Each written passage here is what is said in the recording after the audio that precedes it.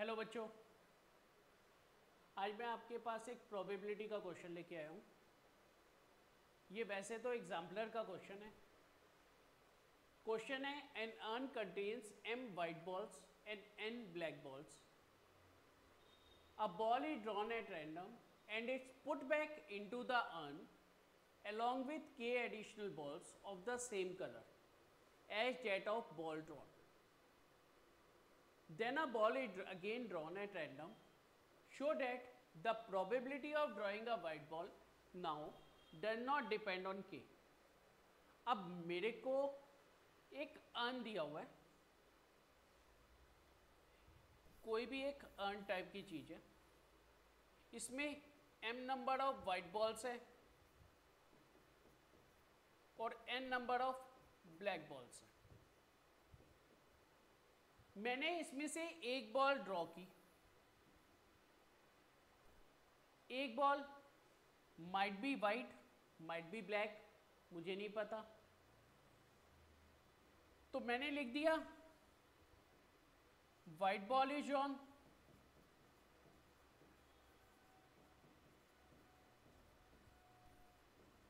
And next case is black ball is drawn. इसको मैंने event से डिफाइन कर दिया E1 E2। अब अर्न पे इफेक्ट क्या आया? जो मेरा अर्न था, अगर मैंने वाइट बॉल निकाली, अगर मैंने वाइट निकाली तो एक वाइट कम हो जाएगी, m-1 वाइट हो जाएगी। और अगर मैंने और n number of black balls रहेगी, बट अगर मैंने ब्लैक निकाली, m तो वाइट ही रहेगी बट n-1 मेरी ब्लैक हो जाएगी। ये मेरा है कि जब मैंने बॉल निकाली तो अर्न पे क्या इफेक्ट आया। पहले मैं इन्हीं की प्रोबेबिलिटी ले लेता हूं। P(E1) probability of E1 that is probability of drawing a white ball. White हमारी है m अपॉन टोटल m+n, क्योंकि प्रोबेबिलिटी हम जब भी निकालते हैं फेवरेबल अपॉन टोटल करके निकालते हैं। तो फेवरेबल हमारी m वाइट बॉल हमें गिवन थी, टोटल m+n है।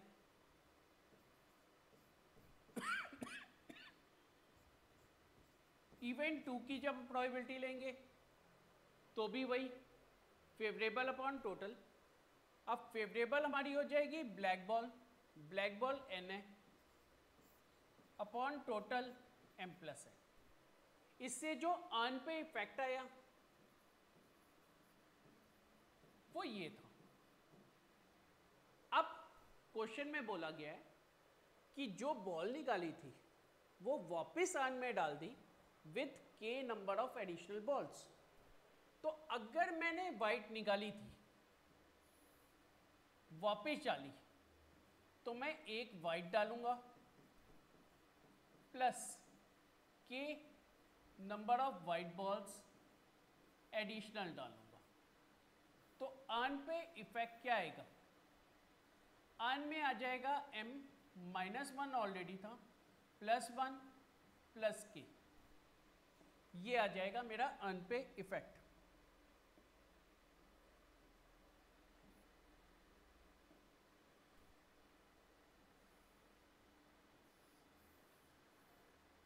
ये मेरी बन जाएगी वाइट बॉल्स और n मेरी रहेगी ब्लैक। अब अगर मैंने ब्लैक बॉल निकाली, ये ब्लैक बॉल का था, तो मैं डालूंगा एक black plus k numbers of black balls.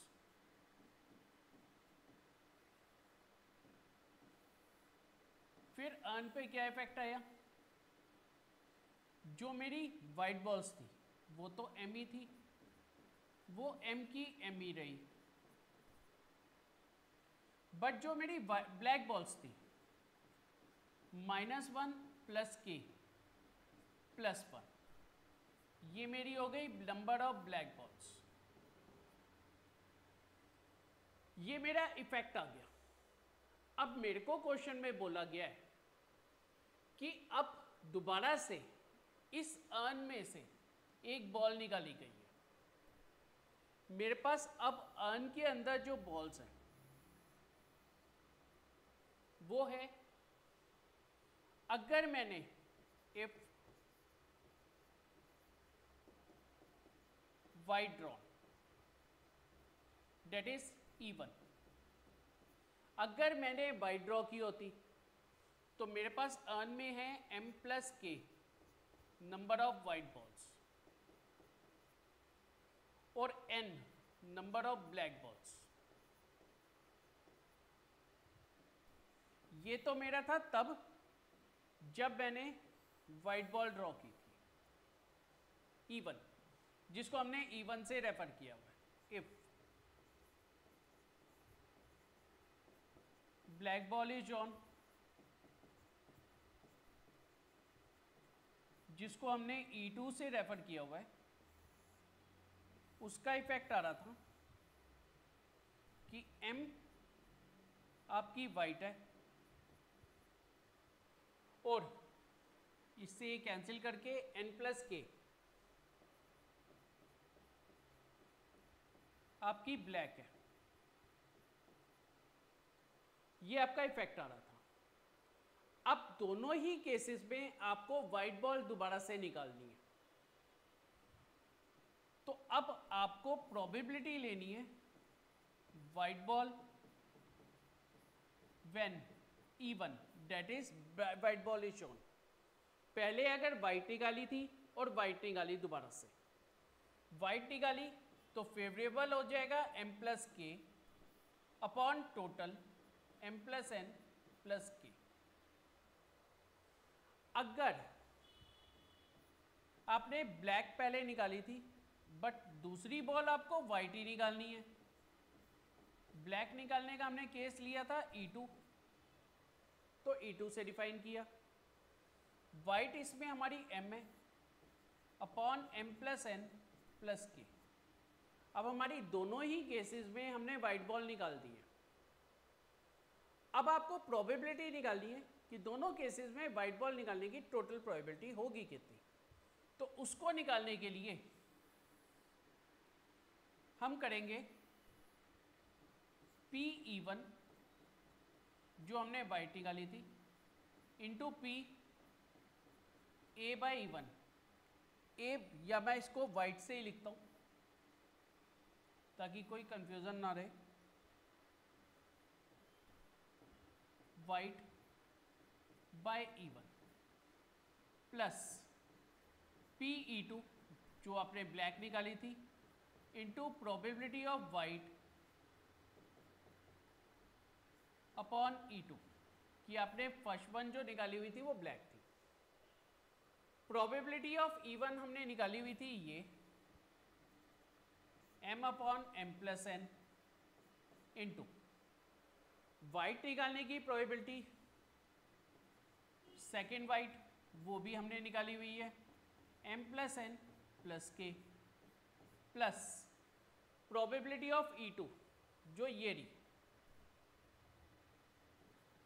n upon m plus n into फिर आपने वाइट निकाली है ये वाली m upon m plus n plus के। अब आपको इसको सॉल्व करना है। सॉल्व करने के लिए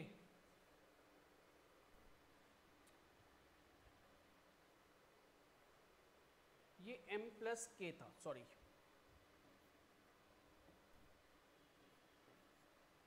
m प्लस के m पहले तो हमने इसका एलसीएम ले लिया m प्लस n प्लस के।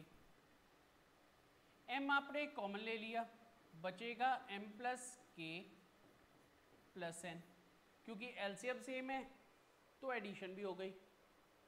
ये वाला पार्ट पूरा कैंसिल हो गया। ये रेफर कर रहा है इंडिपेंडेंट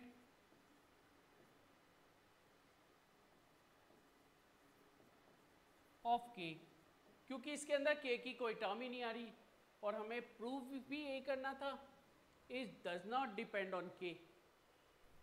तो हमारा ये क्वेश्चन पूरा प्रूव हो गया।